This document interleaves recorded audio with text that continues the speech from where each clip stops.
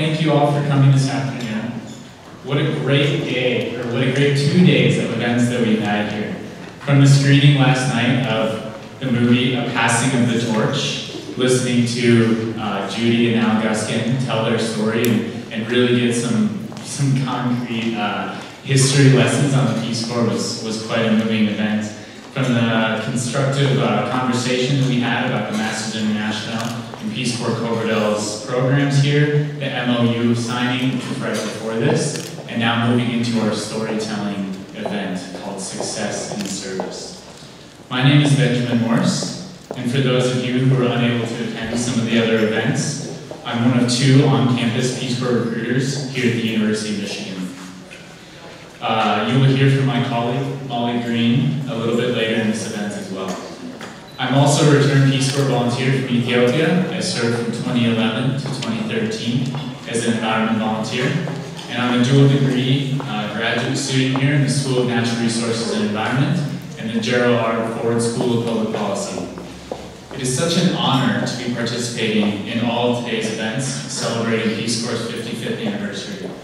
Peace Corps was truly a life-changing experience for me, and not a day goes by that I don't think of a friendship or a memorable moment from my time in service. From my career and my educational goals to my perspective on the world, Peace Corps continues to influence my daily life.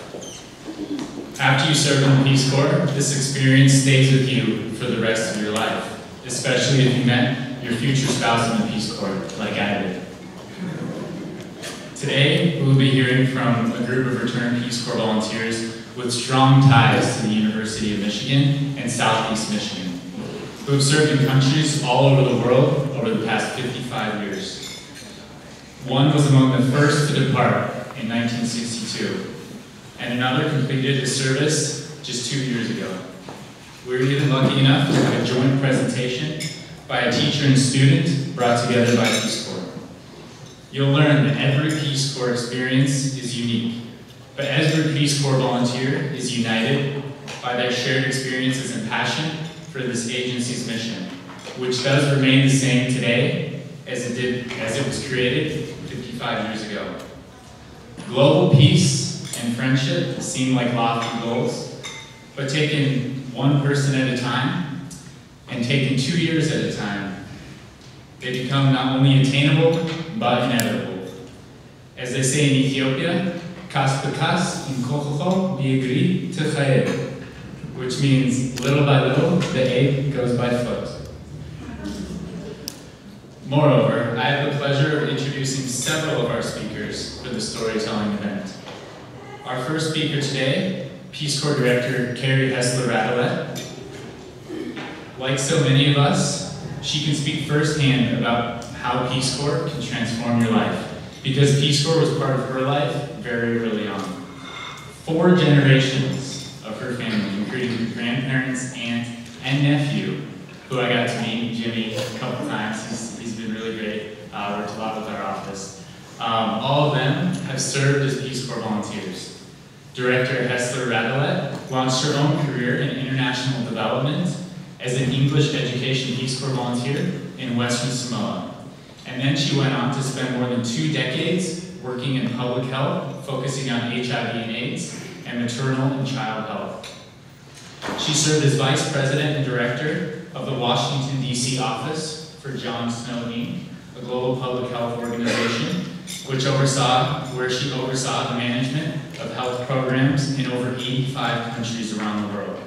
And she was also actively involved in the establishment of the President's Emergency Plan for AIDS Relief, or as many of us know it, PEPFAR. She served as Peace Corps Deputy Director and Acting Director before being officially sworn in as this agency's 19th Director in June 2014.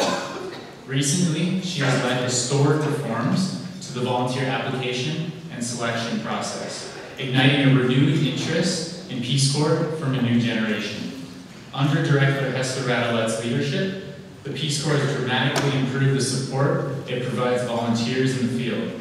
She has championed the health and the safety of volunteers, leading targeted initiatives to improve resources and reduce risk, as well as overseeing the implementation of requirements codified in the 2011 Cape Pusey Peace Corps Volunteer Protection Act.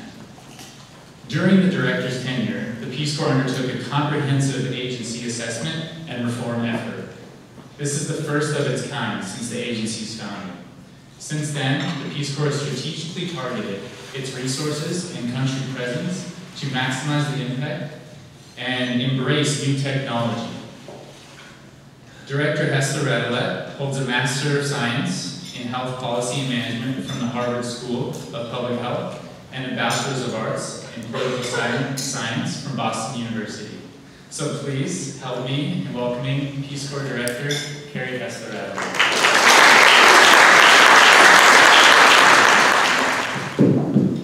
Hi everyone. You know, I have spoken here twice, and both times I've shared my own personal story, so I'm going to actually talk about someone else this time. How many of us, when we were serving, first of all, again, let me ask, how many returned Peace Corps volunteers are there? Okay, quite a lot, that's great.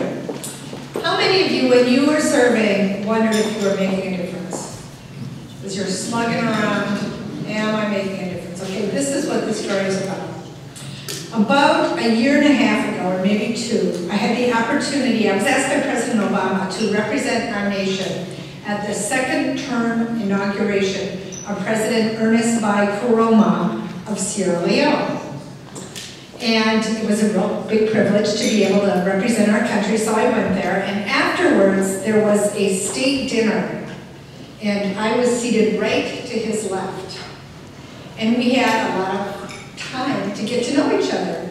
So I had read his bio, and I knew that he had grown up in a village called McKinney. I guess it was like a town called McKinney. And so I was just kind of making small talk with him.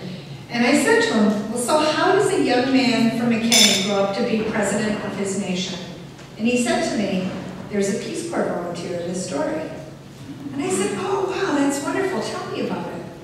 And he said, well, when I was 11, there was a woman named Sharon, and she came to my village of McKinney, and she was a teacher in the high school, but she led an after-school program for kids. And I would go there almost every night after school, and she would offer homework help, and she really encouraged us to do well in school and study hard. But she also was the first person who I can ever remember that told us, really deep into our brains, the importance of serving others and the joy that comes from serving a cause greater than yourself. And he said that she used to, we would do projects in the community. We would go do trash pickup in the village square. Or we would go to homes of elderly citizens or people who were disabled, and we would help them buy their groceries. Or we used to repair the desks at the school when the kids broke them. And he said, I've thought of her so many times during my life. You know, first as a student and then a university student, but then later as I became a businessman and president of my country. I have thought so many times about Sharon and the values that I learned from her. And I said, wow, that is just fantastic. Have you told her this story? And he said, are you kidding? I was 11. I didn't have the words back then. So I said, and really honestly, I can't believe I said this, but I said to him, well, next time you come to Washington, call me up and I will reunite you with Sharon. Now, Peace Corps has terrible records from the early days. And I'm fairly certain that the only reason I said that is because I was confident I would never see him again. Anyway, literally 2 weeks later, he called me on the phone. He said, hello, this is President Koroma, and guess what? President Obama has invited me to come to Washington, and I can't wait to meet Sharon. I was like, oh my goodness, what am I going to do now? This is terrible. So I called my Office of Third Goal and Return to Volunteer Services. Malia Hager actually is in that office. And they told me, no, there's absolutely no way we're going to find Sharon. Because he didn't know what years it was. It's like, sometime in the mid-60s. He didn't know her last name. So I called the office and I said, you've got to find me a Sharon. Any Sharon who served at Sierra Leone will do. So anyway, a couple hours later they called me and they said, well, guess what? We found a Sharon. And she actually served in McKinney from 1964 to 66. And we have her contact information. And I was like, yes, So I called her on the phone, and I told her the story, and she said, oh no, I am confident that none of my kids ever grew up to be president. Absolutely not, I don't recognize that name, and I am the wrong person. I was like, Sharon, please, I beg of you. I said, you don't have to pretend to be that Sharon. You can just represent all Sharons. All these for volunteers. That's Sierra Leone. Please, I'm desperate, I need you. And finally, she agreed to come. Now, I just want to stop for 1 second and talk about Sharon, because Sharon Alvarado is her name. She's an amazing person. After she returned from her Peace Corps service, she went and she taught in the south side of Chicago in some of the roughest schools for 40 years. And she was an amazing educator. She received many awards from the city of Chicago and the state of Illinois. And she was an inspiration to so many young students who may not have been exposed to such positive educational influences. She was a remarkable woman. But she was humble. And she said to me, look, I hate the limelight. Because my original idea, and I actually said this to President Karoma back when I thought I'd never see him again. I said, if you come, I'll reunite you with Sharon in front of my entire staff. You can give a speech, and then she can give a speech, and you can be reunited. And I floated that idea, and she's like, absolutely not. Anyway, she finally agreed if she didn't have to be reunited on the stage. So I said, okay, that's fine. Come to my office. So on the day, this fateful day, she showed up and she had a massive photo album, at least this big. And she was clutching it in front of her like a shield. And you could tell that she was terrified.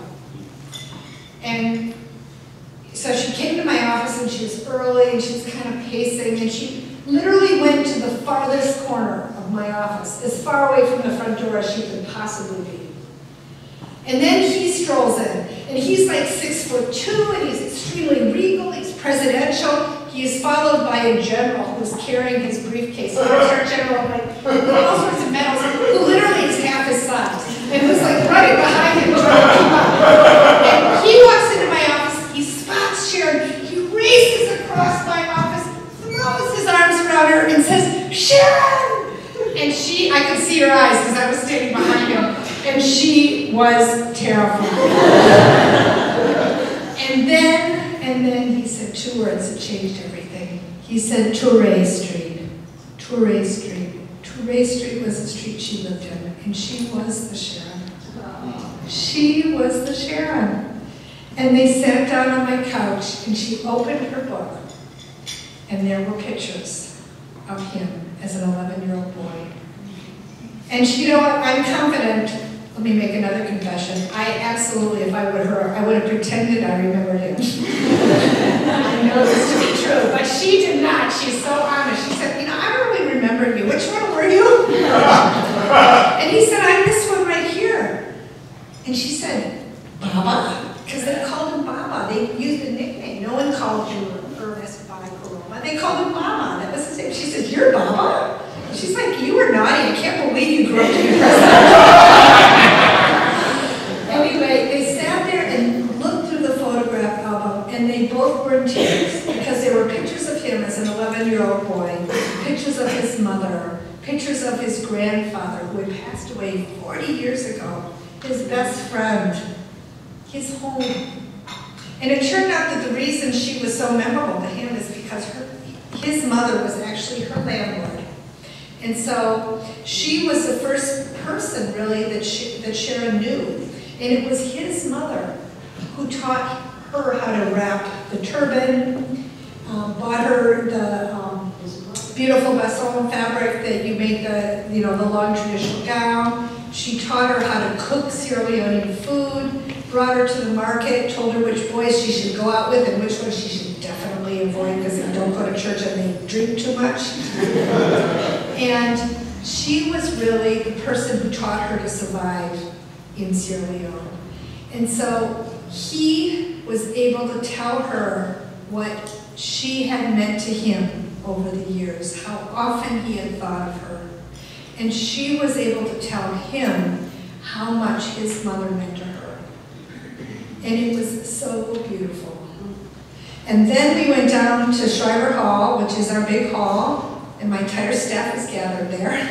And he gave an amazing speech about Sharon and about the presence of Peace Corps and how much Peace Corps has meant in the lives of his people. And then, amazingly, she stood up and gave a 10-minute speech about how his mother had influenced her life so much. And it turned out that his mother had passed away only 2 weeks before, so he was still grieving her deeply. And at the end of the day, we walked out to the front of the Peace Corps office, and it was just the three of us, because like the Secret Service had cordoned off the sidewalk, as they do for heads of state. And he threw his arms around her, and he said, "I will never forget this moment. Thank you so much." The reason I tell this story is so often when we're in the trenches day to day, it's really hard to see the impact of our work. But the work we do is long-term work. If it were easy or fast, it would have been done long ago and we wouldn't be standing here celebrating 55 years. Human development takes generations to see. And I travel a lot. And everywhere I go, I meet people who tell me about their Peace Corps volunteer, and oftentimes it's been 40 years, and they can tell you every single thing about that person. It's not always a president. Often it's a midwife, or a teacher, or a mayor, or a mom.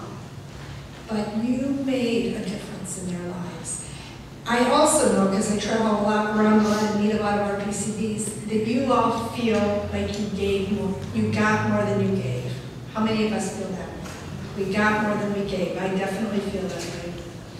You know, the love, the support, the encouragement, the life lessons that you learn from your host communities, we feel that it was, you know, that we received so much more than we gave.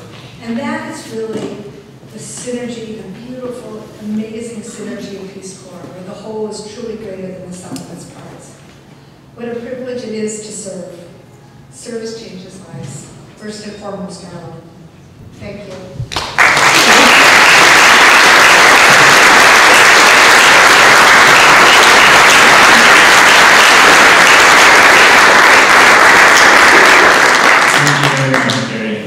That really strikes a chord with all of us.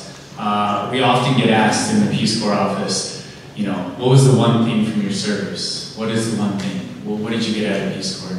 Kind of the default answer is relationships, and I think that Carrie really touched on that. And I think that all of us that served can attest that, you know, relationships do run very, very deep, and they run very quickly in the Peace Corps. Our next speaker, Dr. Judy Guskin, is quite an inspirational speaker herself. So be prepared to experience the need to get up out of your seat, run to the nearest computer, and apply for the Peace Corps. Even if you already did it again, you might want to do it. Which is actually, I would say, Judy's probably one of the reasons why Peace Corps now is at a 40-year high for applications. Admittedly, you know, after last night's screening of A Passing of the Torch, which is the documentary about the establishment of the Peace Corps, of which Judy is featured in, I went home and I started looking up Peace Corps positions, and I was talking to my wife about this, and it didn't go over very well with her, but so the conversation didn't last very long, but I'd say that's just the general impact. As I alluded to, Judy was on the steps of the Michigan Union that night in 1960, when then Senator John F. Kennedy gave his speech and challenged students of Michigan to serve abroad. Judy and Al Guskin took this challenge seriously, and through perseverance, networking, political advocacy, and policy entrepreneurship, they played a pivotal role in the establishment of the Peace Corps. Judy pioneered the selection process for the Peace Corps, served in the first group of volunteers in Thailand from 1962 to 1964, teaching English, and she came back then to devote more of her time to laying the groundwork for Peace Corps and that we all love today. Judy has a strong background in comparative literature, psychology, anthropology, and communications. Her interests have led her to produce and write many documentary films to help establish and administer programs such as Peace Corps and AmeriCorps Vista on a national scale. She has worked as a consultant to school personnel at the state and local level regarding implementation of language cultural programs for minority populations, and she has taught at several institutions of higher education. Dr. Guskin has an MA in comparative literature and a PhD in education psychology from the University of Michigan. It is such an honor to introduce another Wolverine, so please help me invite Dr. Judy Guskin to the stage.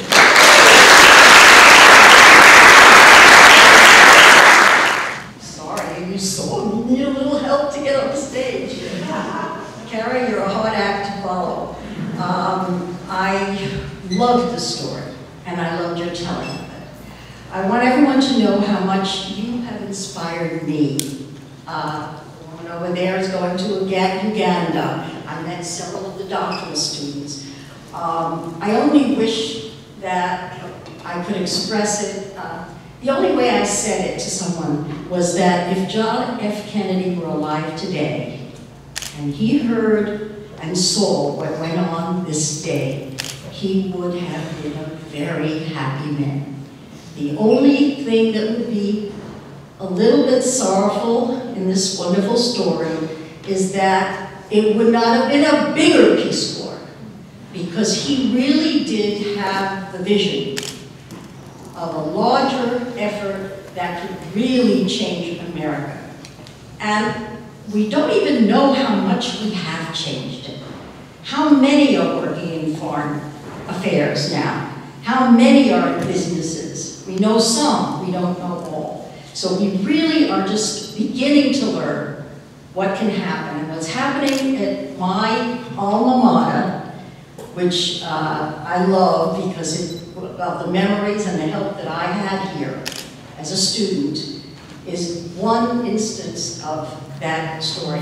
I'm going to start with something that I was going to talk about later, but let me tell you, I was told this had to be a TED-type talk that covered my entire career, could talk about things definitely that were problems that I learned from, and stories that I learned, and I have to do it all quickly in very few minutes, which was a challenge to tell you.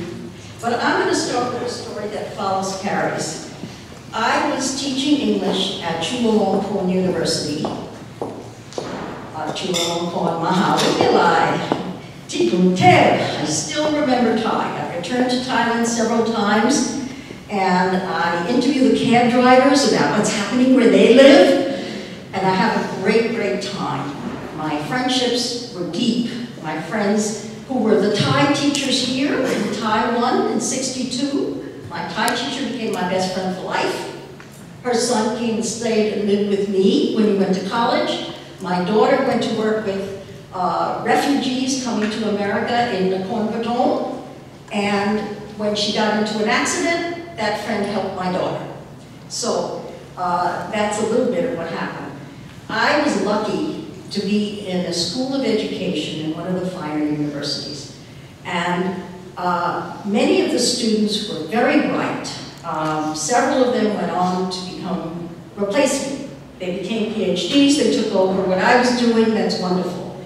There was one student who was shy and who felt uncomfortable. His name was Chayong. And I found out that he was the poorest student of them all. He was sleeping in the temple on the floor. He came from a very small village, but he was very smart. And I tried to help him feel comfortable about himself, respect what he brought to this school. Many years later, I returned to Thailand with Al. We were bringing presidents of universities there, and we were invited to meet the president of Sukhothai University, which was the first Asian distance learning university. And one of our colleagues had set it up. I sat there, I watched a video, and there was Chayong. There was that boy who slept on the floor in the Wat, and he was vice president of that university. He had gotten his PhD. He was doing very well, and he was even a singer. He was on the radio. I heard him on the radio. So I whined him with great respect, and he whined me with great respect. So you never know, and you have to go back. And going back helps you see a little bit of what you might have accomplished there. Respect is my theme word. I picked it because I feel that respect is the essential word. The essential word, because what does respect do? And I have some notes, but I learned more about respect throughout my whole career. Okay? Respect allows us to learn. Respect allows us to value others. Respect allows us to feel a common humanity, which I think is really important. Saw Shriver loved little boys that he met on the street, as well as the leaders that he had to negotiate with. You could tell, and he had a phrase that I love. He said, open-minded is good, but open-hearted is essential. Okay? He was into service, he was into an open heart, and I love that. I share that very much. We have preconceived ideas always, but a Peace Corps volunteer has to be open, has to learn, has to change, has to say, am I making a judgment that's valid here? What should I think about? And I think that that's one of the other things that we learn that make us global citizens, that help us to be global citizens. The other thing is we learn through respect, another thing too, and that is resilience of human beings. My student, Rusida, died trying to bring democracy to Thailand. And I think of her very often. She was a real wonderful gal. But when I went back to Thailand, I learned what happened in the 70s. We've had Peace Corps people in real conflict situations. We've had to pull a few people out, okay? People are sent in, and the governments fall, or there's violence, or whatever. What we learn is how resilient that farmer is, how resilient that poor person is that we're working with. And aside from that, we learn how resilient we are too. But you have to respect the resilience of people. And I think that's what we learn also. I'm going to tell you a story now of my big mistake or fear and what happened. Because it's important. Because what I did changed my whole life. Okay? I loved teaching the students. And I loved them so much I wouldn't let them go. And I said, well, I'm going to take the same group of students and I'm going to plan a special teacher training program for them. And the dean said, fine, go ahead. So I picked my students, I took the whole class. And I said, I want one in one school and one in the other so I can spend 3 days a week in one school, 2 days, and then spend a lot of time with them in the schools where they're going to teach. And one school was a school for poor Chinese Thais. They were poor kids. It was a school where the principal had had some education in America. And the teachers were Chinese Thai. That school was amazing. My students loved it and I loved it. It was a home away from home for the kids who were probably had no place to study at all. Their parents probably ran a restaurant or had a street cart, okay? In fact, I watched how the Thai Chinese teachers dealt with the kids. There was after-school programs. It was really a very good setting. And that's actually ended up being Al Guskin's dissertation. Because I came home saying, oh, this school is wonderful. Oh, you know, and he did some research in that school. The other school was an upper class, all boys school, and the teachers were minority royalty. You wonder what minority royalty is? Well, just think of the king and I. How many wives did Cholong could have? Hundreds, okay? So that school had older teachers.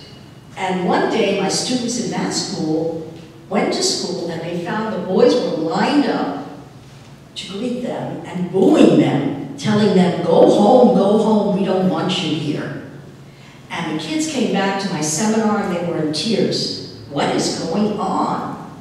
We resolved it with the principal and my dean, and the students. What was going on is that the older teachers, given Thai culture, taught a different way and were threatened by the new teachers from this university learning different kinds of methods of teaching, more student-centered teaching. Thai education is a top-down scene. There's a Ministry of Education. It started in the temple. The kids wear uniforms. The first schools, and some that I saw too, were on temple grounds, and everybody was repeating. There were 3 classes. You could hardly hear yourself think, because the kids were just saying what each teacher told them to say. Okay? So the style was not one that we would use, that we want to use in terms of student-centered learning. Did we make a difference? You bet. My students in the, I'll tell you why in a minute, my students in the seminar ended up by saying, I like what I do. I understand what I'm trying to do. But when I go to the village school or wherever I'm sent, I must respect the teachers who are there. I must learn how to work so that I can be effective if I find myself in this setting.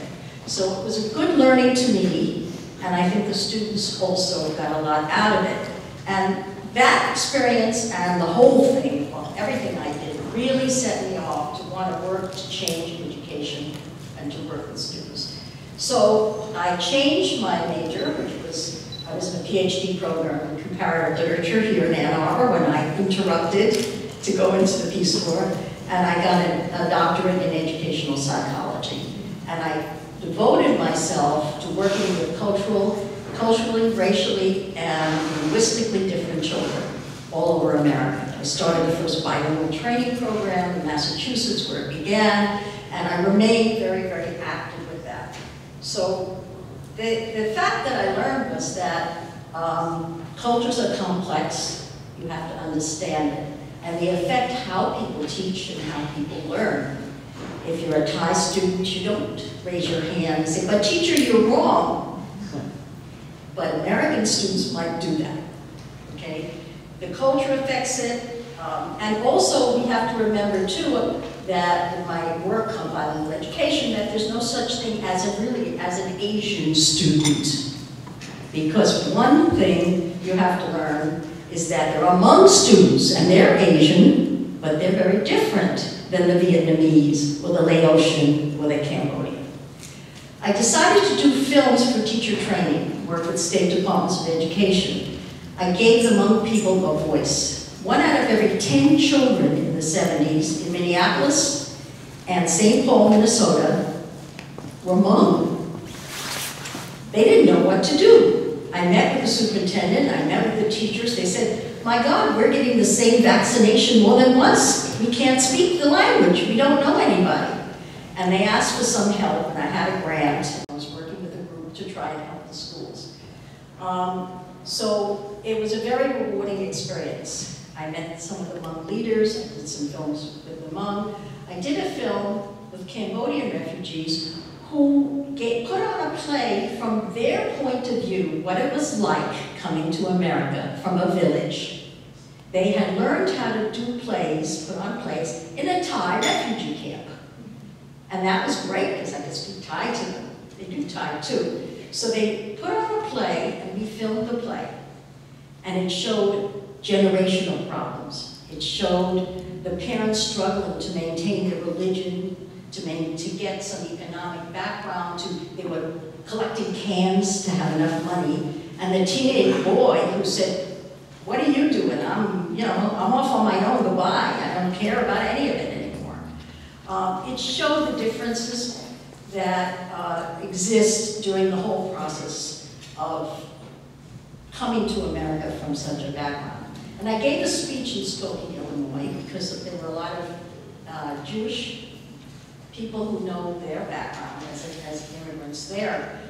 Afterwards, women came up to me and said, you understand, because they also had a similar difficult experience, and they were really pleased that I could know something about it and understand and help them express to others what they had been through.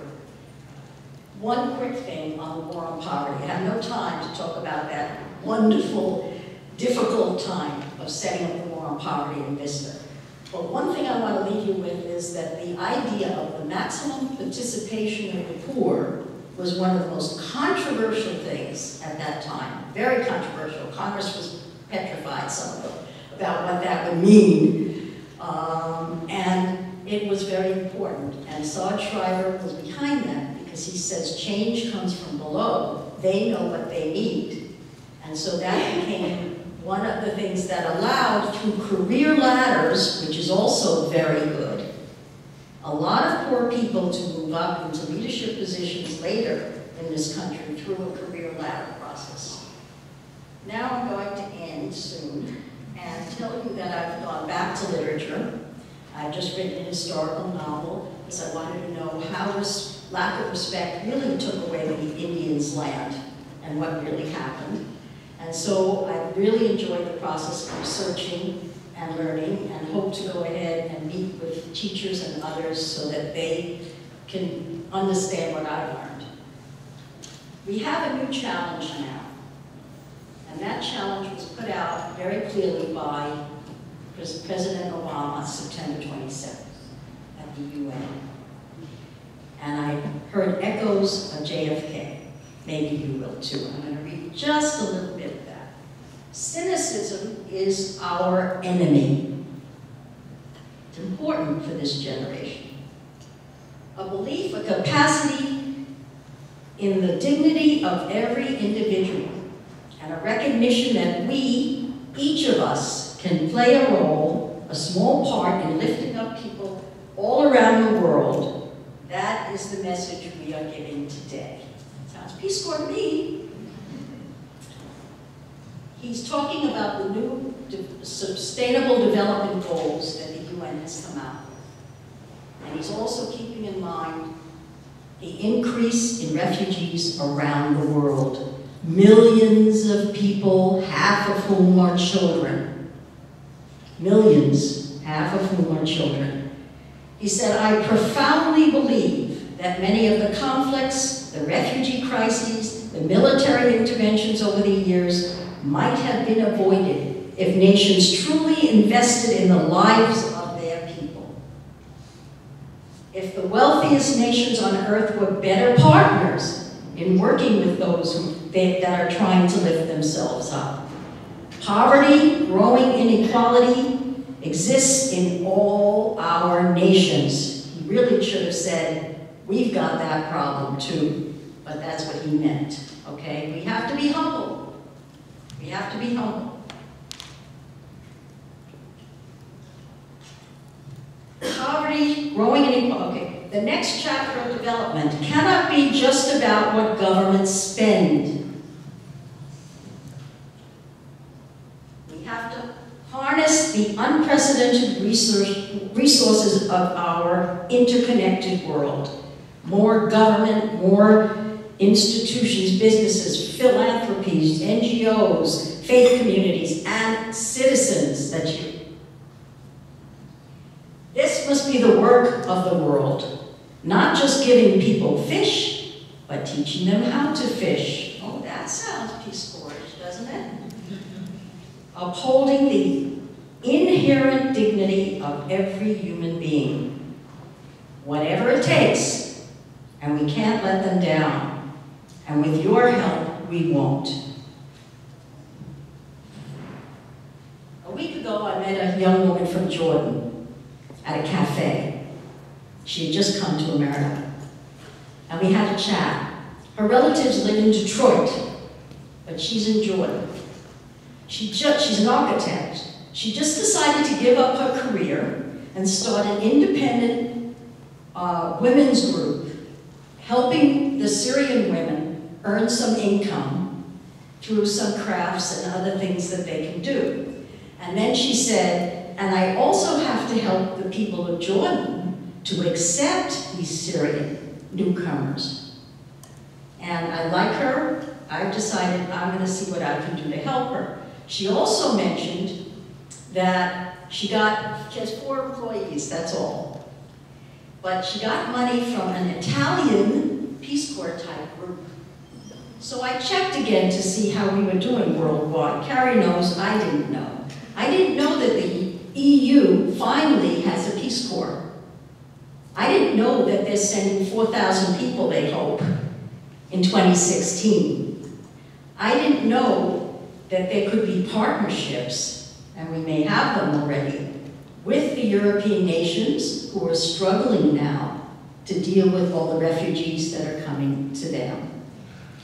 They want to also go to the developing world as well. The original dream when we had the Peace Corps was that it would make a difference for peace, and it would be international. In fact, one of the ACWR, Americans Committed to World Responsibility people, went off to start the UN Peace Corps. And there is a UN organization. And several of us wanted to work with him, okay? But he went on to do that. Now is the time, that's my challenge to you and to you. Now is the time for even more cooperation among Peace Corps groups throughout the world facing similar problems of possible, at a time of economic stress for everyone, facing similar problems with all these refugees coming to all these countries, many of whom may never go home. And so think about it. Maybe there's some small way each of us can make a contribution once again in this country and through the Peace Corps, the world. Thank you.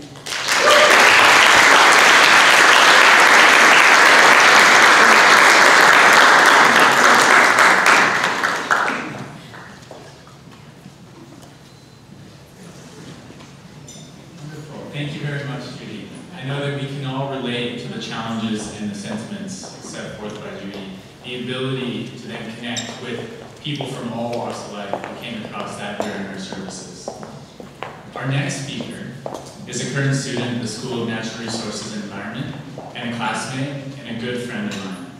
Remy and I first met in the stairwell at the School of Natural Resources and Environment.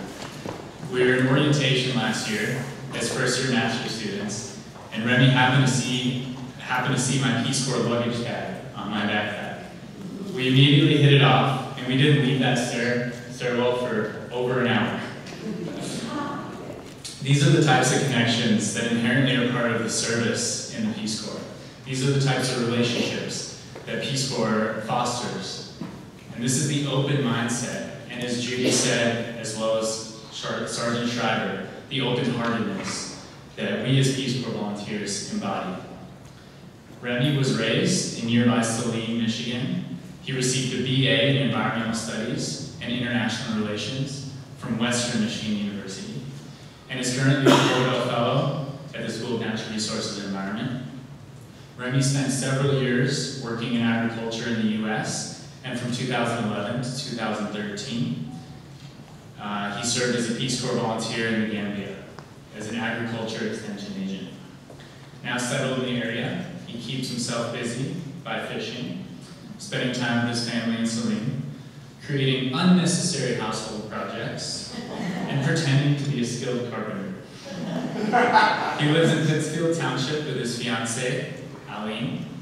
So please help me welcome Mr. Remy Long to the stage.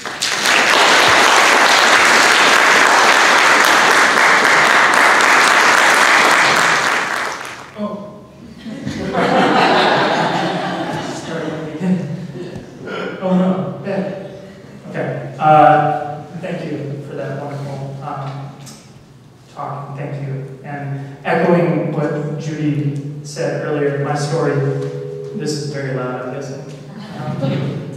My story is about human resilience and the resilience of the human spirit. Alaji was a poor man. When I think of poor and poverty, still to this day, I can't get the image and the energy of Alaji out of my mind. His family history, arguably, I'm going to readjust this.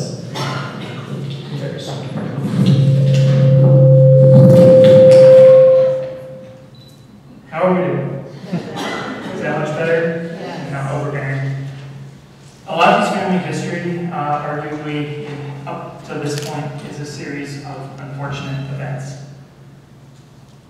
For many years, for many generations, the Samara family has lived in Kundam, a small village of about 500 Gambians in one of the hottest, driest, and most rugged regions of the tiny West African country. Most everyone in Kundam is a small farmer, subsistence farmer. A few were blacksmiths, like my host family. There was a witch doctor, and there were hunters and fishers, and a single tailor.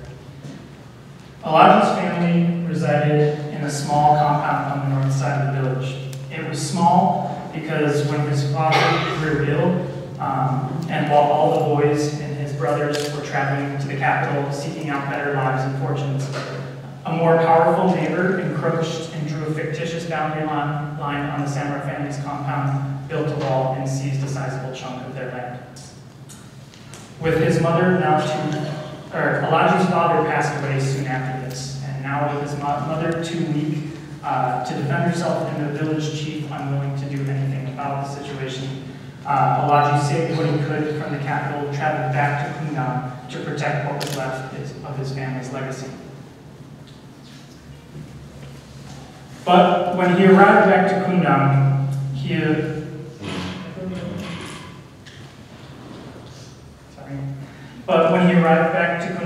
he realized the extent of the threat was far greater than he had previously perceived.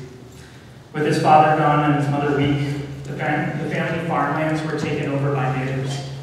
His beans, peanut, and rice fields had all been taken from him. His pleas to the village chief to ameliorate the situation went nowhere. He was weak, his family was weak, literally, and they were poor. And while no one in Kundam was rich, not by any stretch of the imagination, it was the poverty of good luck that was so tangible in the Samara family. Now at home, with a smaller family compound and no farmland, Alaji was at a loss for what to do next. He had begun to lease some land for neighbors, but it turned out that farming the leased land proved more costly than begging. And given Alaji's soured relationship with many of the greedy neighbors, begging was always a brutally difficult decision. To ask for something in return for nothing, and to ask for something from those that stole from you is at its basic level mean. It was a brutally hot day. Alaji was sitting in his compound when a big white Land Rover rolled up to the compound across from him. He had heard rumors of a white man coming to live in Kundam. Now let me just say, Kundam is the most aptly named place I've ever lived. It loosely translates to the place of everything good and the place of everything bad. So when Alaji heard that a white man was coming to live in Kundam, he, from his time living in the capital, had experienced the odd species of tourists that frequented the beaches and the bars and couldn't understand why any one of them would choose to come and live in the place of everything good and everything bad. Even so, when I stepped out of the Land Rover, Alaji was the first to shake my hand. He spoke a little English he'd picked up in the odd jobs on the coast, and he would say, "You good, sir?" I'd say, "Yes, thank you." He'd say, "Good, sir, thank you." Over and over and he would always appreciate you acknowledging him. It was my first few days in the village, and I figured everyone was coming. I always heard I would be in my hut, setting it up, making my little space, nesting, a very, very, psychologically rewarding experience in the early parts of your service. And I would get many greetings from the outside, and I would hear, "You good, sir?" And I'd say, "Yes, thank you, sir." And I just kept thinking, man, these people, they're just so kind, they keep coming to my door. And it wasn't until I realized it was Alaji every single time. They came to my door dozens of times per day to check on me, unlike most family. Peace Corps tells you to take it easy when you get into your village for the first few months. Take some deep breaths, spend time with your host family, take some more deep breaths, cook some food with your mothers, take many more deep breaths, and just don't stop for a long time. But all that changed with Alaji. At the first village meeting, my purpose became clear. I was there to help with agriculture and agroforestry. I said that anyone interested in working on this should come and contact me. And it was an invitation that Alaji took very seriously. For the next year, At 7 a.m. every single morning, Elijah came to my door to wake me up. And while I had every intention of taking it slowly, Elijah had every intention of utilizing me as a resource while I was still there, because he was not sure how long a white man was going to last in the place of everything good and everything bad. And I've also been really terrible at moving slowly my entire life. So, after bringing Elijah to a Peace Corps training in the capital, our plan became clear to him. Elijah wanted to reclaim his lost land. If not the same land that was lost, a new piece. This was no simple task. The traditional hurdles that he'd have to surmount to reclaim his land were hard enough already, but add to it that the Gambia has very little property boundary laws in place for many of these bush villages, and it meant that so much was left up in the air. There were no legal protections for him, his land's legacy, and his family's legacy, which was part of the problem originally. But Elijah assured me that this wasn't a problem for two reasons. One, as the white man in the village, I would have some pull with the village chief and be able to convince him to reallocate a piece of the bushland for Elijah's purposes. Two, a traditional form of laying claim to land is still practiced in many parts of West Africa, where if you plant a tree or several trees, tend to unconsciously and throughout time, that land is yours. So that was our big plan. I'd put in a good word with the village chief, we'd start planting trees day in and day out on this land, and then no one could contest the claim that we had laid. It didn't take long for me to negotiate a deal with the village chief. I had asked him to consider giving Elijah a piece of land because if he thought of him like a seed, Elijah could be planted into this soil, grow, and bear fruits of knowledge for the whole village based on his experiences working with me in agroforestry and agriculture.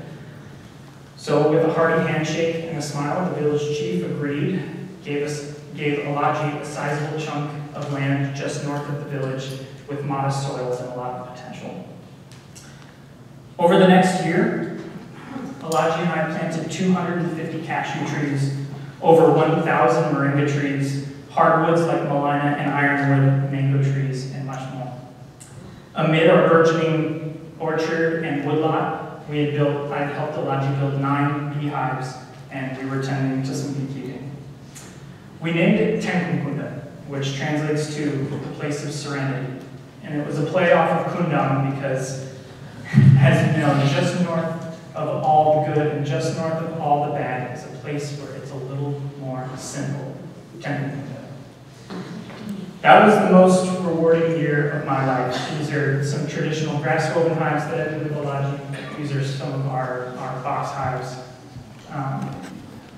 And this is us on one of our first harvests.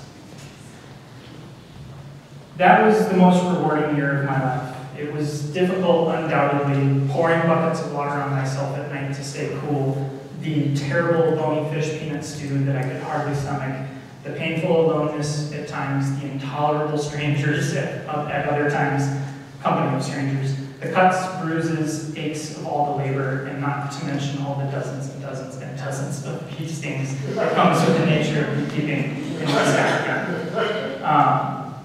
After a last evening walk in Tenkunkunda, watering some of the struggling cashews, but otherwise overlooking a really productive and healthy orchard ecosystem, I said goodbye to Elijah and that I'd be back in a couple of weeks. The next morning, I caught a bush taxi to the capital to catch a plane to Scotland, where I met my family. My dad is here, and my now fiance, Aline. And we were one of those Peace Corps relationships, long distance, named after. So it's a story in a bit civil. So I was meeting them in Scotland for some relaxation and rejuvenation in the Scottish Highlands. When I returned to Gambia, I grabbed my phone to call Elijah. To call Elijah, they both meant so much to me. To call Elijah and tell him I had arrived safely back in Gambia and that I'd be back to Kundam in a couple days. When I called, he picked up screaming. They burned it. They burned it all. He was hysterical. I could hardly get him to slow down his mendika to where I could make out what he was saying. I turned to a trusted friend, Modu, and asked him to speak with Alaji and explain to me what had happened. Modu explains. The village had been waiting for me to leave. I was in the dark about many subtleties of the culture I just couldn't understand. What was a hearty handshake and a smile was really a vastness of discomfort and frustration on the part of the village chief and the other village elders. I was facilitating a lot of that discomfort without even knowing it. The social structure of the village in the Gambian caste system, if you will, was that it knew the Samara family as a poor family. The last year of labor that I spent with Alaji was slowly and incrementally lifting away from that place.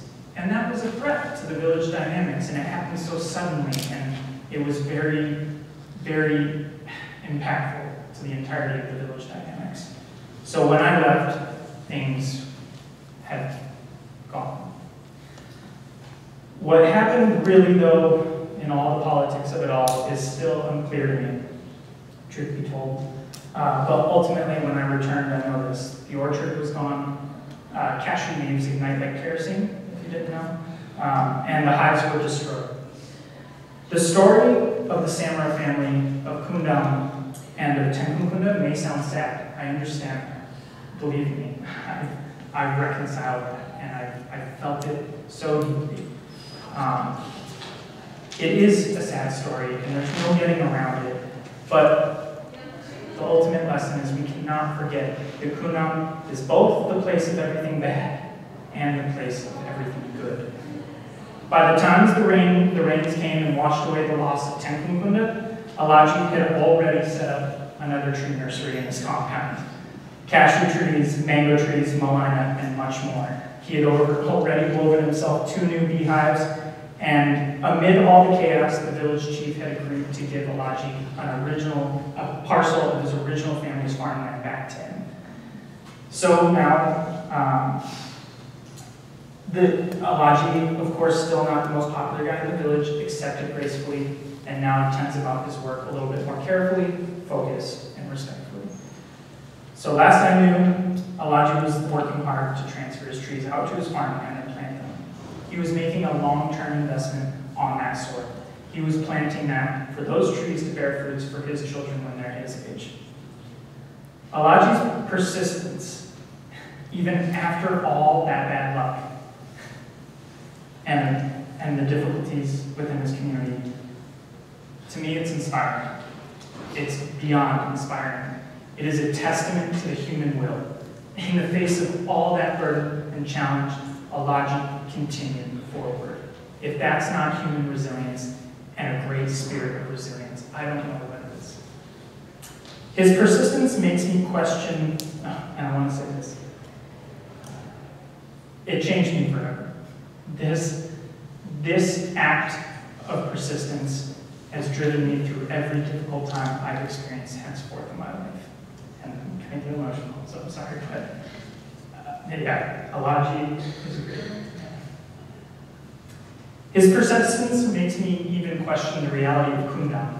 In the scheme of things, Kundam is a young village, maybe 300 years old. And while right now we can believe that it's the place of everything good and the place of everything bad, I think Kundam is evolving. I think the kind of human being and the spirit that Alaji embodies and brings to that village will eventually win, and one day the meaning of Kundam may change and become the place that good overcame bad.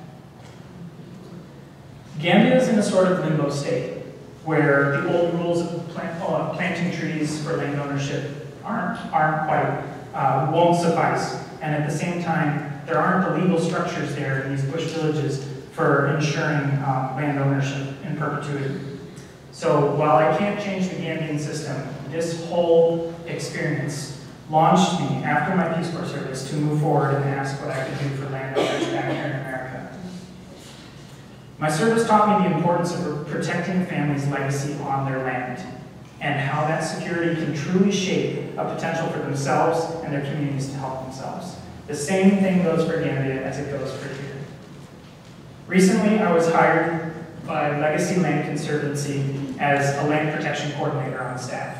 a job focused on working with Southeast Michigan landowners to place permanent development restrictions on their land, forever ensuring that these critical habitats, these farmlands, these natural spaces, and these legacies are maintained in perpetuity for all generations to experience and utilize. Without experiencing the saga of the Samara family and their struggle, I would have never developed a deep sense of purpose and service I feel now in my current work. When someone is a landowner, it's a profoundly intimate experience. They are the stewards of that land. They listen to that land's needs and they work with it. Protecting that relationship in perpetuity is a struggle. There are many forces that want to develop land and remove that relationship from our land base. But in the end, I think here and everywhere, we're on the same evolutionary path coming down this. We're getting better.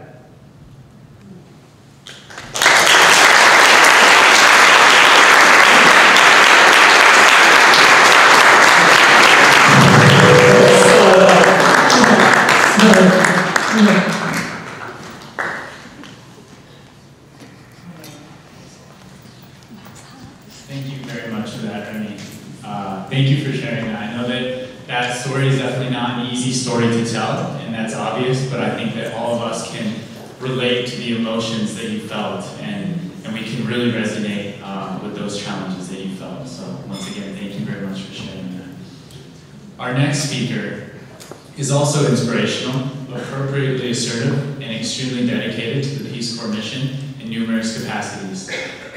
Jean Paul has been to almost every single information session that I've facilitated in my 1.5 years in this position, and she is always willing to speak up and advocate for potential applicants as well as for returned Peace Corps volunteers.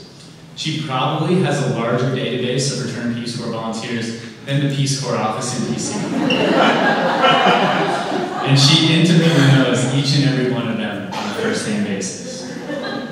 Jean Paul is the founder of the Southeast Michigan Applicant Mentoring Program, which started in 2011 to help prepare future generations of Peace Corps volunteers for service and to help others decide whether Peace Corps was right for them. She grew up in Connecticut and graduated from Boston University with a degree in political science. From 1964 to 1966, she served as a Peace Corps volunteer in Brazil. And after Peace Corps, Jean worked as a Peace Corps recruiter and writer in Washington, D.C. In 1978, she moved to Ann Arbor to follow her passion within these arenas. So without further delay, let's bring Jean Paul to the stage.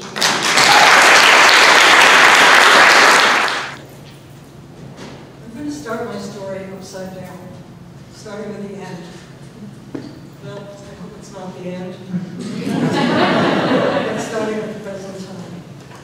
4 years ago, I started the Applicant Mentoring Program, as Ben said, to help people decide whether Peace Corps is right for them, to help those who decide to apply to become better candidates for Peace Corps service, and to help those who are somewhere in the application process become better volunteers by preparing in advance and understanding the realities of 27 months of life and work in the developing world. To date, we've had 180 mentees. 49 of them have served as Peace Corps volunteers or are currently serving. We have many who are waiting to depart to their host countries, and other people are somewhere in the application process.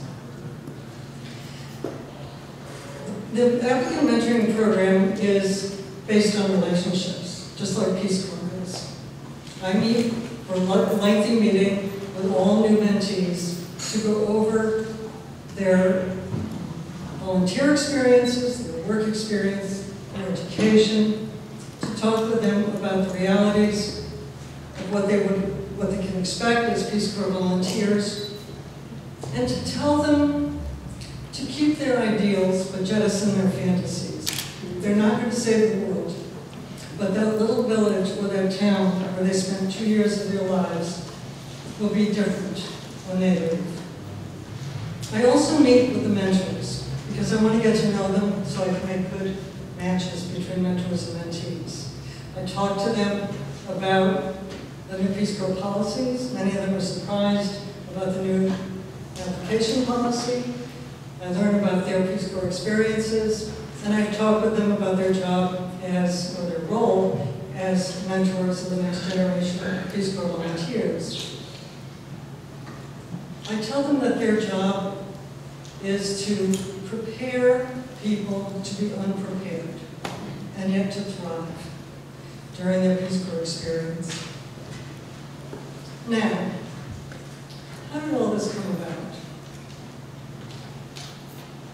Several years ago, Gail Ellen, who was a columnist for the Boston Globe, wrote in her column that to get where you want to go in life, you have to put one foot in front of the other. Now, I think that's more profound than it may sound.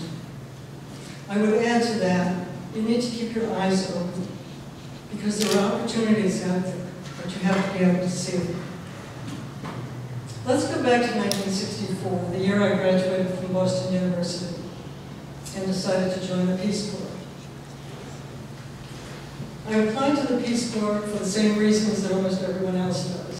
I wanted to help people, I was curious about the world, and I wanted to travel.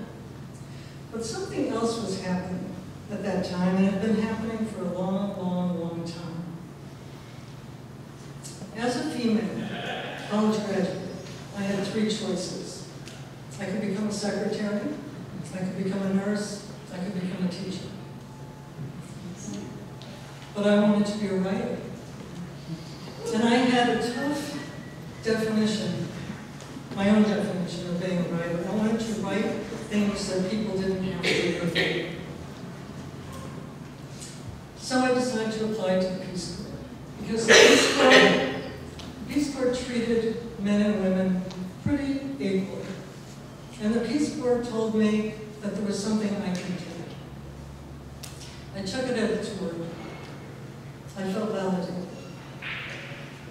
So off I went to Peace Corps training for 14 weeks here in the United States, which is where we trained in the early programs. And after our training, off I went with my group to Brazil. Now Brazil is a big country. Brazil is a huge country. In fact, I remember our trainers telling us Brazil is the size of the continental United States plus another Texas. But it's nothing like the United States. To get to our town, my site mate and I got on a narrow gauge train and rode on very hard wooden seats for several hours into the interior. And then the train stopped right in the middle of nowhere, and we didn't know why. But there was another train that had stopped nose to nose with our train. And then we followed everyone else. We got off the train, we got our bags, and we got onto the other train. And then the other train backed up for 3 hours until we got to our town. It turned out there was only one track, and that's how people traveled in that part of the country at that time. A few months before we got to Brazil, the military coup had overthrown the elected president of the country and would reign or rule for the next 21 years. Corruption was rife, from the highest ministries to the smallest town, and the people in charge of things didn't really care about the citizens. My group had trained in health. In fact, we were the first health program the Peace Corps ever trained. We learned to deliver babies. And then when we got to Brazil, several of us were told we were going to be in a different project. We were going to be in a school lunch project. Now I got off to a really, really bad start. I couldn't cook. I didn't know how to cook. I also couldn't speak Portuguese very well, despite the best efforts of our excellent Brazilian language teachers. In fact, I spoke in the present tense for 2 years. I would say very dramatically, for me there is no past and no future.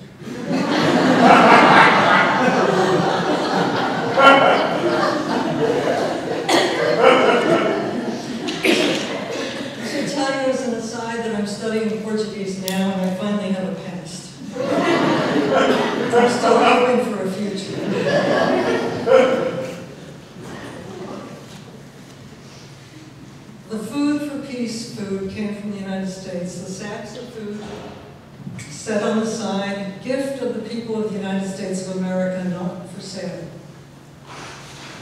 The mayor of our town was supposed to go to Port City to pick up the sacks of food, bring them back. He went to Port City, but no food arrived in our town. He was apparently selling it along the way. And the town priest, who was supposed to be in charge of the school lunch program, wasn't speaking to the mayor. And Peace Corps had arranged for me to live with the mayor. I was miserable. I thought this was all my fault. And I decided to resign from Peace Corps. But one thing kept me awake at night, and that was that I felt that I was a failure. In fact, I believed I really was a failure, and I knew I couldn't live with that. Luckily for me, a new Associate Peace Corps Director was just about to arrive with his wife and 2 little girls. They had never been out of the United States before. So I was asked to fly with them up to the northeast of Brazil, to the furthest corner of Brazil where Peace Corps had not been to that point. So I went with them. I smuggled their kittens on the plane with me. We got to the northeast. They moved into the best hotel in town. I moved into the worst hotel in town. And then I found permanent housing in a convent, and I stayed. That was the old Peace Corps. I helped start a program, and I helped run the program, and then I helped other volunteers with their projects. The most notable of which was the polio vaccine campaign, when our part of the country was struck by a polio epidemic. And I learned something. I discovered that I had failed, but that I was not a failure. I learned that I could fail sometimes, but I could also succeed. And that was a great, great lesson for me. As I tell the mentees today, Peace Corps gives you more of yourself. It teaches you about strengths you never knew you had. It teaches you about limitations you never wanted to know you had. But it also teaches you that you can overcome some limitations, and that those limitations you can't overcome, you can tolerate.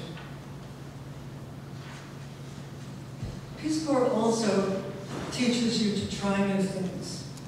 It teaches you to have confidence in yourself. It teaches you to follow your passion. And it teaches you to say yes.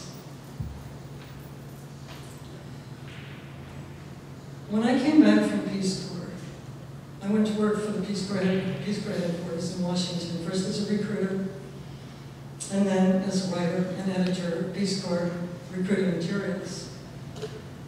My first day, I looked at those materials, and I looked at the Africa brochure, and it started, "The winds of change are blowing across Africa." I thought, okay. And then I looked at the Latin America brochure, and it said, "The winds of change are blowing across Africa." Those same winds were blowing across every sector of the Peace Corps world. I thought I could do better.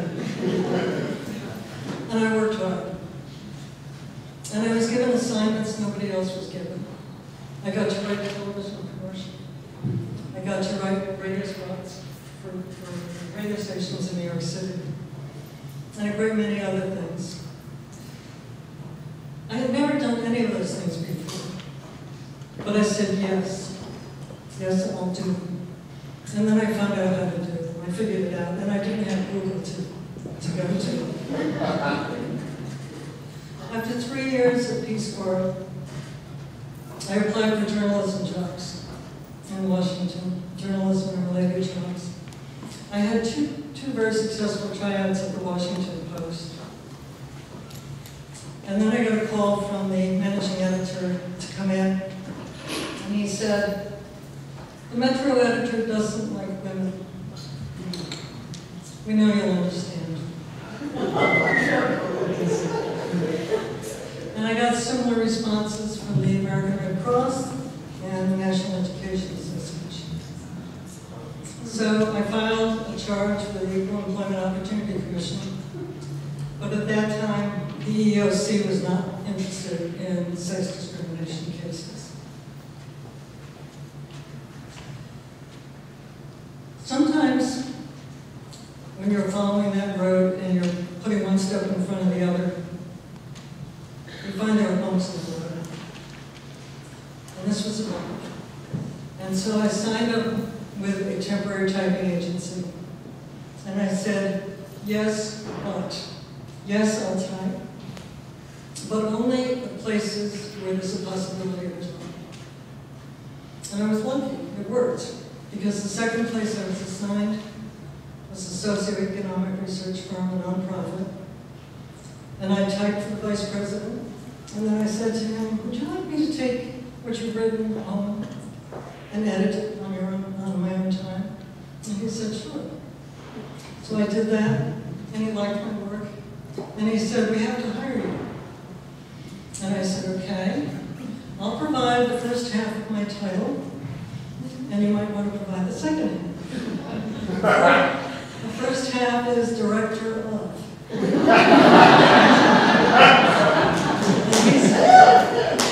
said public information. And so I created a job that had never existed before. But I still wanted something more. So after a couple of years, I lit out as a freelance editor. Still wondering if I'd ever become that writer I wanted to be. One day, I was in the neighborhood park, and my dog tangled with another dog that was attached to somebody who looked familiar. And I said, Joe, you worked at Peace Corps headquarters when I did. Now, Joe had been a very big wig, and I had been a very little wig. But I knew who he was. And he said, what are you doing now? And I looked him in the eye and I said, I'm a writer. I hadn't said it to my mirror at that point. And he said, well, I'm the chief of staff for Senator so-and-so. Would you like to help him write a book? And I was cool. I said, well, I'll certainly give that some thought. I ran home and called everybody I knew. So I wrote that book with him. And then he asked me to meet with the Senate committee staff to advise them on legislation I thought should be introduced that was related to the topic of the book. And then I wrote his article for a popular magazine. And none of that would have happened if I had been afraid to fail. None of what happened subsequently would have happened if I hadn't followed my passions and said yes. I started writing for newspapers and magazines all over the country, from Washington, and once I moved here. I wrote feature articles, travel articles, and I wrote book reviews for 6 major newspapers.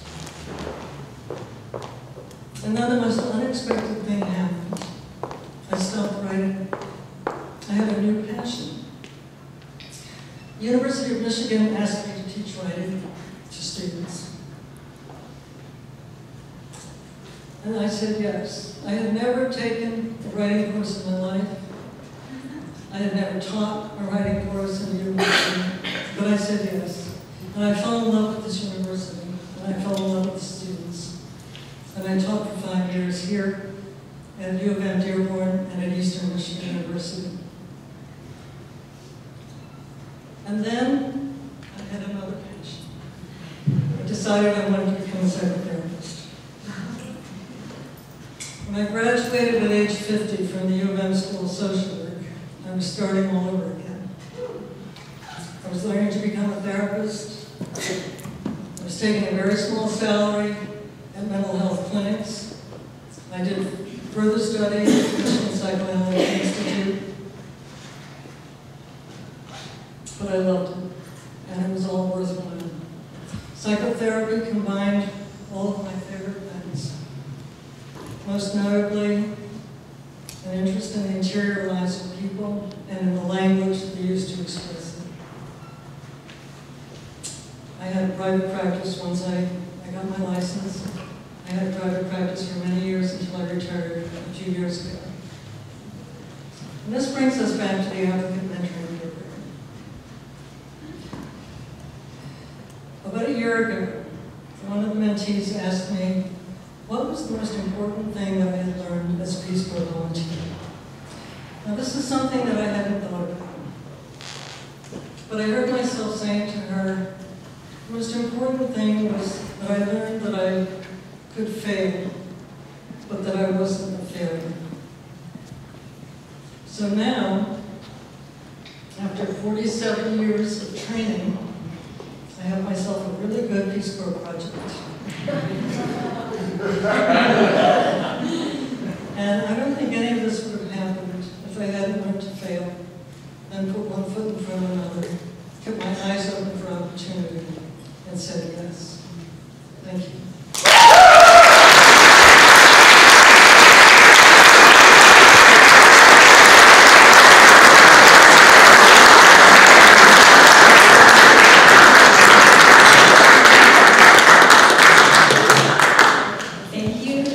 For speaking with us today and for your tireless work with the RPCV community here in southeastern Michigan.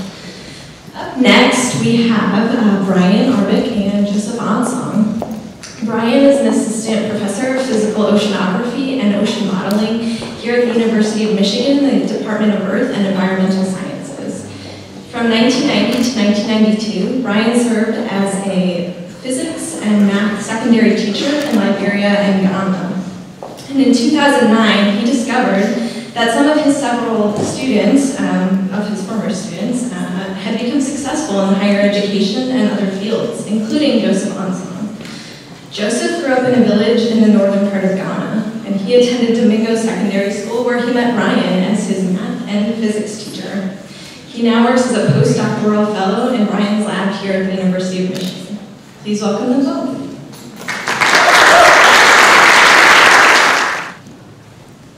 Well, thanks very much for inviting us here.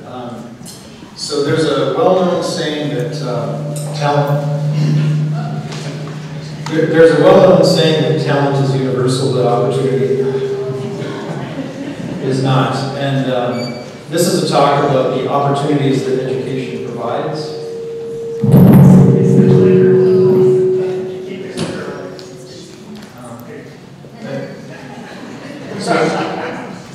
This is a talk about the opportunities that education provides, and also about the bonds that education builds between individuals and also institutions. So when I left Ghana in early 1993, to be honest, it seemed to me that the opportunities for Joseph and my other students were quite limited, and that really made me sad. But as you'll hear today, they've achieved successes far beyond what I thought would be possible, and that makes me very happy. As Mo said, I was born at a village in the northern part of Ghana called Bupe. So my mom did petty trading in the local market, selling things like peanuts, tomatoes, and peppers. My dad over there was a farmer. He farmed maize and rice.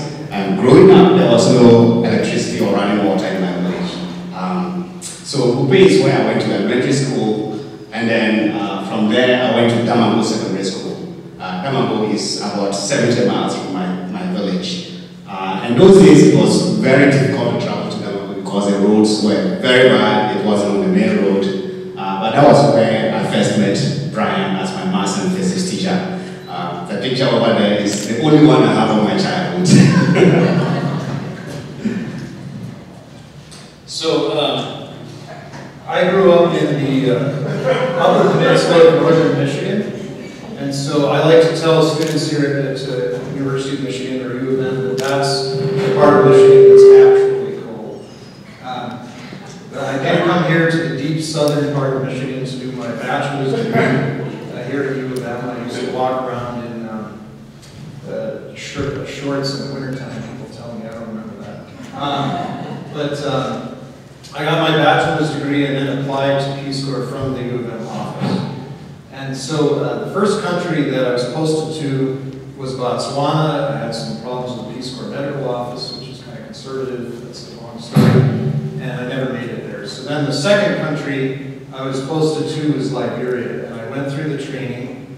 And the problem was that Charles Taylor had started the Civil War there a few weeks before we got there. And so a few months into my service, that war really started to bust out. And we were evacuated, so that was try number 2. So then I came back to Michigan and was reassigned to my third Peace Corps post in Ghana. And I went to, that actually worked out. And I did my training and service in the town of Damago. So that's me in front of my house in Damago. There's a long story about the sign. And so I had 2 major difficulties teaching in Ghana. So the first one was that it took me a long time to fully grasp the importance of the WIAC exams for Joseph and the other students. So WIAC stands for West African Examinations Council. And in those days, the thing is that the advancement of students to the next level was completely determined by their scores on national exams. So it didn't matter what letters they might get from teachers or the grades they did in classes, just the score on that exam. So it took a long time, actually, surprisingly long, it took me a long time to really get that and to figure out how to hone the class for that all-important goal for the students. Now, the second big challenge that I had, Joseph will actually talk more about, but I'll tell you a little story that foreshadows it. So when I first got to the school, the teachers were talking about having talks for the students about important current events. And the biggest current event on their minds was the Civil War 2 countries away in Liberia, where many Ghanaian soldiers were serving, actually. And so having been in Liberia and evacuated, I volunteered to give this talk. So I practiced this talk, maybe even more than I practiced this talk here today. And then the big day came and I stood in front of several hundred Ghanaians and told them about the Civil War 2 countries away. And I thought the talk was going really well because the teachers were all sitting in front and they were nodding like this. But then the next day, one of the teachers told me what one of the students had said. And the student said, well, I heard the word Liberia, and then I did not understand a single word after that. And that was very, very humbling. Yeah, I wasn't a student. Brian has talked about that. One of my first impressions about Brian was how different his American English accent was. As you know, English is the official language in Ghana because it's a former British colony. But Brian's English was very different from what I was used to, so it was difficult to understand him at first. Now in the school, there were 3 main majors. You were either in science, the business, or in the arts class. I was in the science class because I loved science and maths. But the science class was also a very difficult class to be in because of several reasons. One was that there was a general lack of teachers in the country, especially science teachers. Most of the teachers would prefer to stay in the big cities. Namongo was quite remote, a little remote, so they didn't want to go there. And of course, there was a lack of lab equipment to do lab experiments and things like that. So for us, having Brian around as a teacher was a great advantage to us. He worked very hard and had to improvise a lot to do lab experiments. But I also remember that those days we only had 2 hours of electricity to study at night from 7 to 9 p.m. If you wanted to study beyond that, you had to use kerosene lanterns. So there were times I wake up in the morning feeling pains in my eyes because of reading using these lanterns. But in any case, I did pass my national exams, the WIAC exams, and I went on to do my A-levels. A-levels stands for advanced level. It's the level before you went to the university. And this was in a different town called Tamale, also in the northern part of Ghana. Tamale was a big city, so they had more hours of electricity. I didn't have to use kerosene lanterns there anymore over there. Right? So I also often stayed up late into the night by kerosene lantern, preparing lessons for the next day.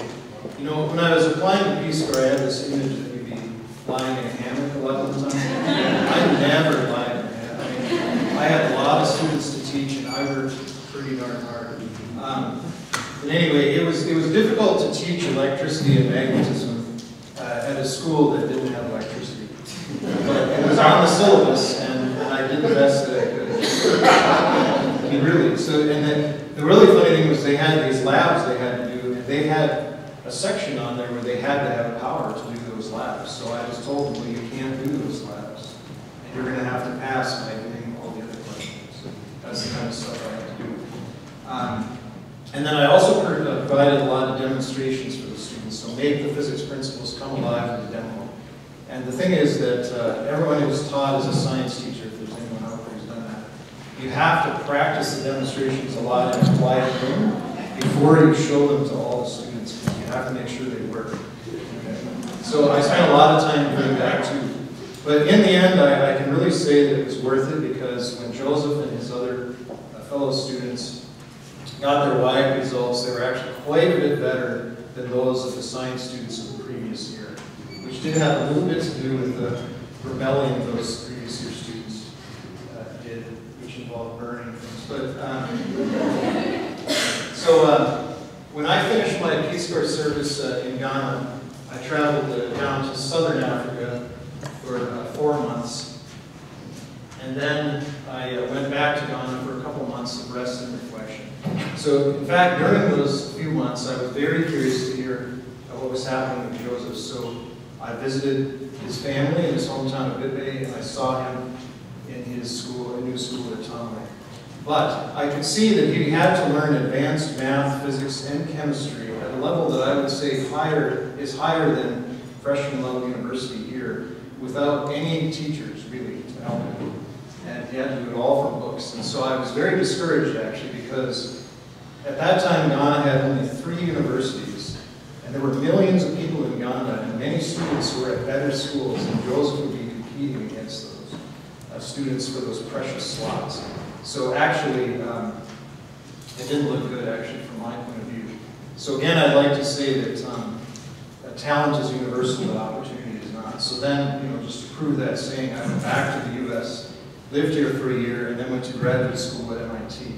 And I remember telling people at MIT that there were students in Africa who could come here at MIT if they had the opportunity. Anyway, so I was a grad student at MIT, actually at MIT, Woods Hole Oceanographic Institution, program in oceanography. And there in Massachusetts, I gave many talks on Peace Corps. The Boston area Return Peace Corps Volunteer Group is one of the best in the country. They're awesome. But unfortunately, I lost touch with all my friends and students from Ghana. So they didn't have emails in the 1990s, and no one had Facebook or smartphones, so I just lost touch with all of them. So I was now in my new school of Tamale Secondary School, and academic life was not any easier, actually. Most of my teachers would go on personal business trips because they wanted to make extra income. Some of them, to be frank, were not even qualified to teach in the high school, like my chemistry teacher. I still remember that. And I still remember Brian coming to visit me and seeing my educational, very deplorable condition that I was in. And that was the last time I saw Brian before he came back to the US here. But I did pass my national exams again, and then I went on to do a BSc in mathematics at the University of Cape Coast. Cape Coast is a city along the coast of Ghana, the central region. I graduated as an overall best student, so I was chosen to give the valedictory speech.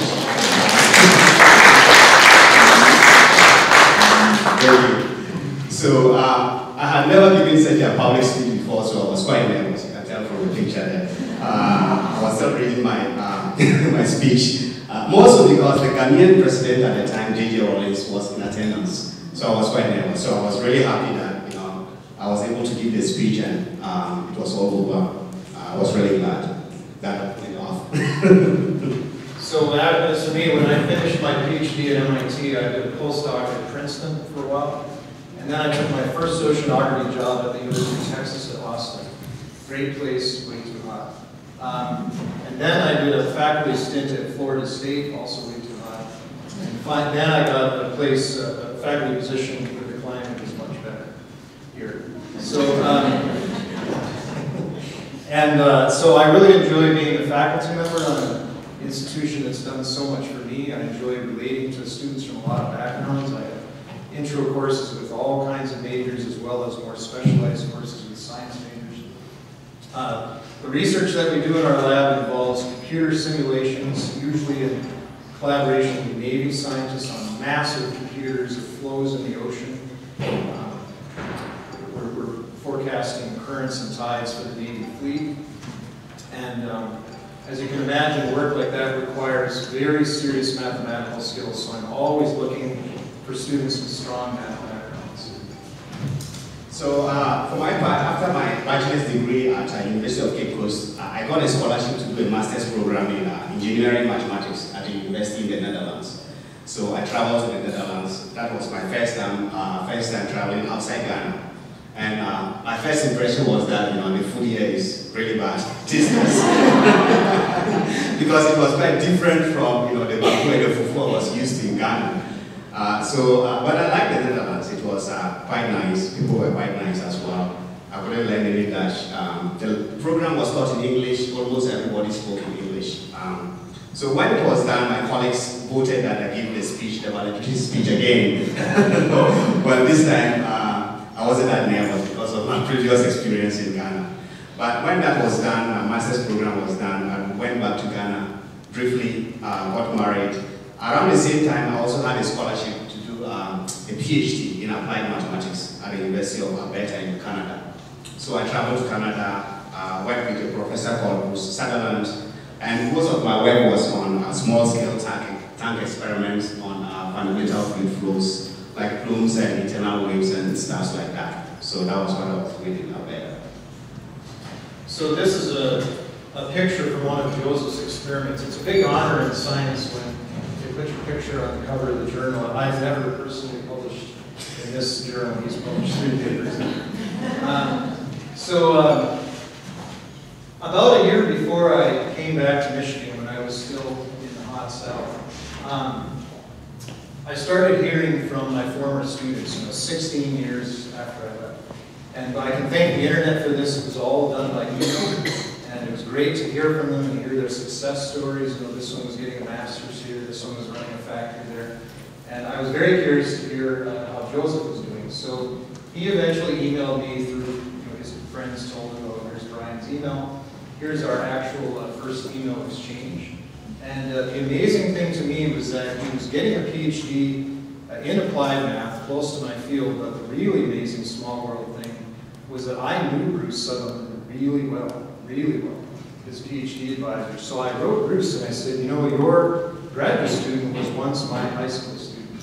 And he wrote back and said, oh, right now it's actually warmer in Edmonton than in Florida. That was in the wintertime, so it's unusual weather.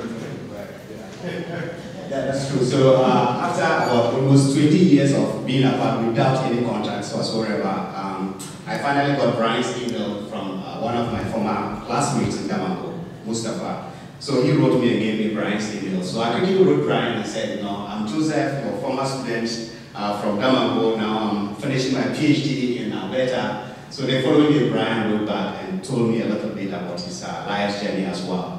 And then Brian invited me here to a Peace Corps event in Michigan. So I came over the first time we met face to face after about 20 years. That was the first time we met. I was really surprised actually to find out that Brian was in a similar scientific field as myself. That was the most surprising thing to me. So right after that, Brian hired me to work as a postdoc in his lab. We've been working together for more than 4 years now.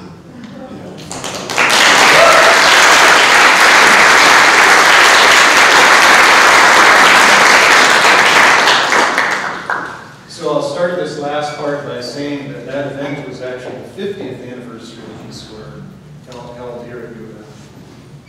So yes, I did hire Joseph into my lab as a postdoc, and he in particular is working on some simulations on Navy computers that are at the absolute cutting edge of what can be done on some of the largest computers in the world. And so we're working together not just on research projects, but also education projects. So in August 2014, we flew back to Ghana and we met people from 4 different institutions that have marine interests. And we were setting up an oceanography school for the next year, which I'll get to in a second. But the first thing I want to say is that that was my first time back in Ghana for 21 years. And so there was all kinds of amazing changes to see.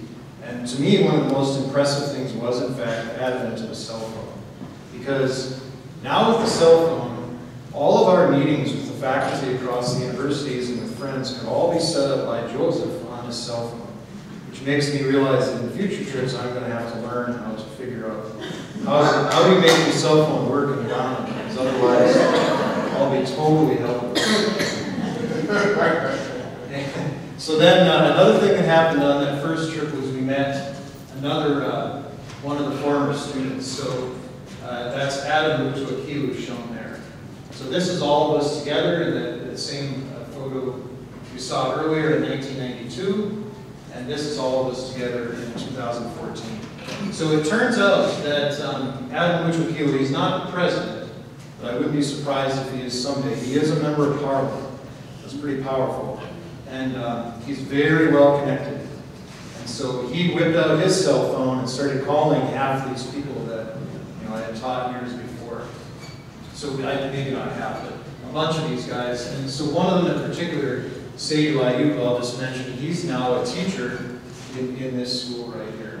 And it's in one of our future trips, we're going to have to go up to northern Ghana and see how all these folks are doing. Most of them still live in northern Ghana. But our trips are focused more on southern Ghana, and that's because I'm an oceanographer and there's no ocean in northern Ghana. And so just a few months ago, we went and formed this first oceanography summer school at Regional Maritime University. And it's really amazing how fast people are getting interested in this. So already, there's another oceanographer who is also a Peace Corps volunteer. I just talked to her yesterday, and she is so eager to join the school and come back next year. So we plan to do this as long as we can get funding for it. And I would say that I'm not the only person who believes that Africa's time has come, and that it's fast rising economies. In order to continue to rise, they need to have lots of scientists and engineers.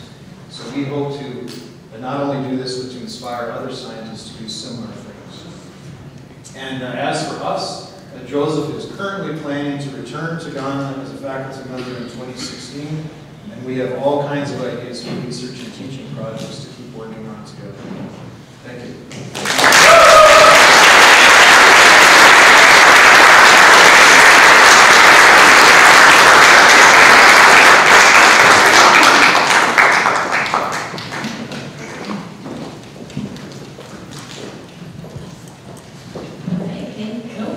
Thank you both.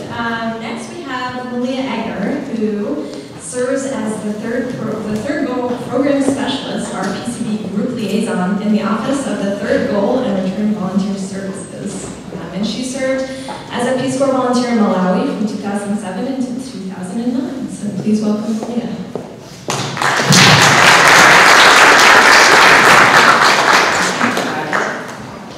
Can people hear me? Is this working? Okay. Yes. I'm going to keep this extremely brief because I realize I'm between you and conversation and dinner and all of these things. It's a real honor to close out the program here today. I've been really inspired by the stories that I've heard, and I do want to just say a couple of things. One is, who in here has ever shared their Peace Corps story in a classroom or in a Girl Scout troop or in a faith-based organization, RPCVs? Okay, awesome. And who in here has ever registered those activities to get a Third Goal kit from Peace Corps? Okay, so this is my point. So Peace Corps is supporting RPCVs more than ever. There's a one-page form online. You get stickers and a map and a thank you decal and a cool Peace Corps bag whenever you tell your story anywhere. And also, I'm doing a storytelling training this Saturday at noon. You can follow me or Jean afterwards to find out the details. Maybe it's been promoted so you already know about it, maybe not. But if you're inspired by the stories we've heard here today, I've got some great tips and tricks to share with you on Saturday. It's a 90-minute training and it's really fun and interactive. I've done it for lots of RPCV groups over the years. So I want to close out this program with a poem that I wrote actually for the 50th anniversary of Peace Corps when I was a Peace Corps recruiter. And I want to dedicate this poem to my parents who came down to hear it. And I just want to tell everybody that they applied to the Peace Corps when they were first married as a couple, and they were actually turned down because my dad had a medical history of cancer. But don't worry, because they served vicariously through me in Peace Corps Malawi, 2007-2009. They came to visit me, they supported me, they sent endless care packages, And my mom even went to talk to a school and registered for a third gold kit for Peace Corps Week. So they're great Peace Corps ambassadors, and I'm so happy they're here today. So this poem is called 50 Years of Peace Corps, a message for soon-to-be volunteers.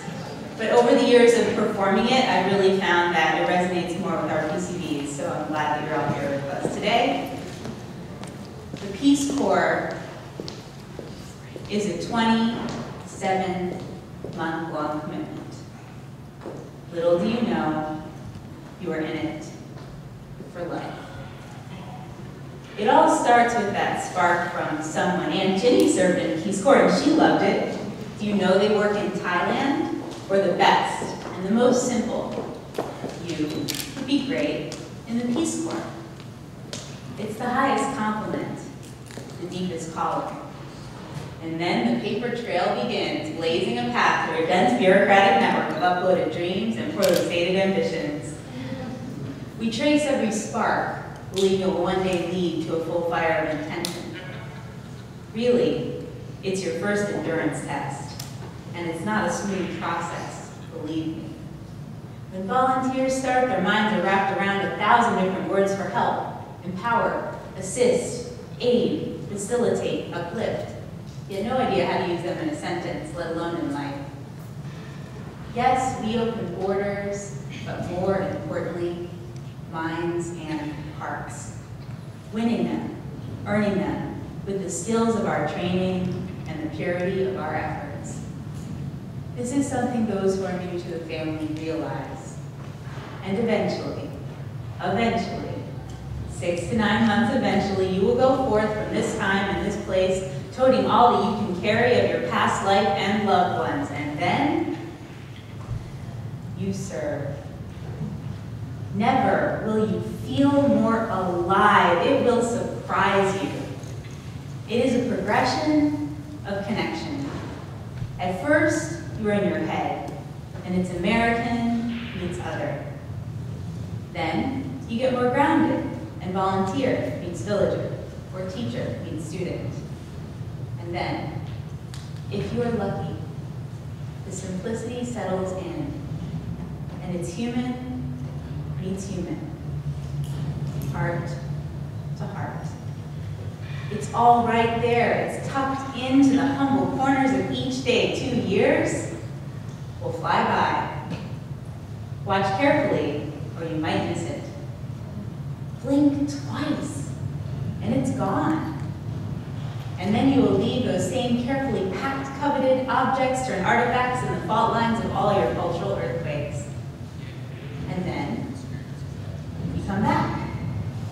You are returned volunteers, never former, and you try to trace the patterns of home, and you stumble and get dizzy, and people from the place you once knew ask, how was Malawi, Ecuador, Mauritania, Poland? How was the Gambia, Nicaragua, Mali, Vanuatu? How was Brazil? And what did you do there? Well, you will pause. I changed the world. I changed myself. It's been 50 years, 55 years of sweat and smiles, moments and memories, adventure and admiration, respect and realization, and waiting, and waiting, and waiting. It's been 55 years of imagination and inspiration, 55 years on paper, but we are a part of so much more. We bring hope to the forgotten corners of the world and find peace at our core.